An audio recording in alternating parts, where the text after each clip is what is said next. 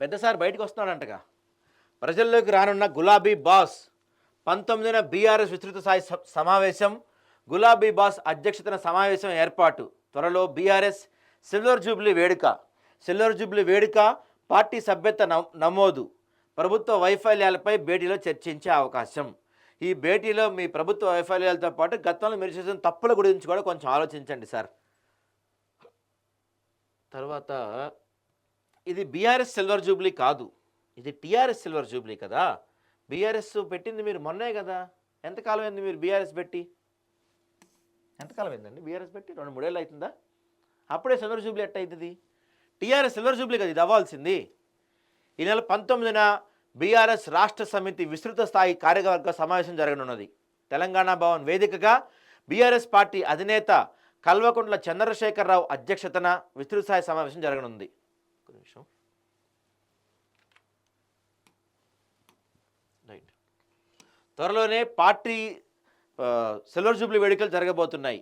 ఈ క్రమంలో విస్తృత సమావేశాన్ని నిర్వహించారంట.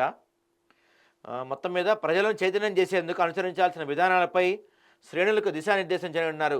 కేసీఆర్ అధ్యక్షతన పార్టీ రాష్ట్ర కార్యవర్గం, జిల్లా పార్టీ అధ్యక్షులు, ప్రస్తుత మాజీ ఎంపీలు, ఎమ్మెల్యేలు, ఎమ్మెల్సీలు, కార్పొరేషన్ చైర్మన్లు, జిల్లా పరిషత్ చైర్మన్లు, డీసీసీబీ వీళ్ళందరూ వస్తారంట. మొత్తానికి ఏదేమైనా మొత్తం మీద అయితే కేసీఆర్ దీనికి అధ్యక్షత వహిస్తారంట. కేసీఆర్ బయటికి వస్తారంట. మొత్తం మీద ప్రజల కోసం మాట్లాడతారంట. ప్రజల కోసం ఆయన ఒక కార్యాచరణ చేపట్టబోతున్నారంటే. రండి సార్, మేము కూడా మీరు రావాలని కోరుకుంటున్నాం కేసీఆర్ గారు.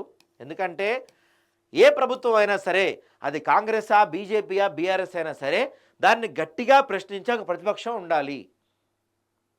ఎవరైనా సరే మీరున్నప్పుడు ప్రశ్నించే ప్రతిపక్షం ఉండాలి. ఇప్పుడు వీళ్ళున్నా సరే గట్టిగా ప్రశ్నించగలిగే ఒక ప్రతిపక్షం ఉండాలి. ప్రతిపక్ష నాయకుడు ఉండాలి. మీరు బయటికి రావాలి, ప్రశ్నించాలి, అసెంబ్లీకి రావాలి, మాట్లాడాలి. మేము మనస్ఫూర్తిగా కోరుకుంటున్నాం మీరు రావాలి. మీరు ఎందుకంటే ఏ ప్రభుత్వానికైనా ఒక భయం ఉండాలి. అరే మనం ఈ తప్పు చేస్తే ప్రతిపక్షం వాళ్ళు మనల్ని ఆడుకుంటారా అని ఒక భయం ఉండాలి ఏ ప్రభుత్వానికైనా సరే.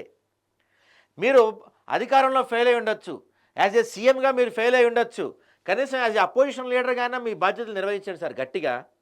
జనం మరోసారి మిమ్మల్ని నమ్ముతారేమో తెలియదు కదా.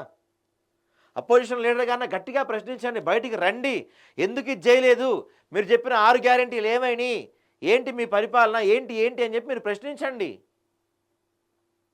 మీ గురించి బోల్డ్ అన్ని నిందలు వస్తున్నాయి కదా. కాళేశ్వరం గురించి, మిషన్ కాకతీయ గురించి, ఈ మన ఈ జిఎస్టీ స్కామ్ గురించి, ఫోన్ ట్యాపింగ్ ఇట్లాంటి బోల్డ్ స్కామ్లు వస్తున్నాయి కదా.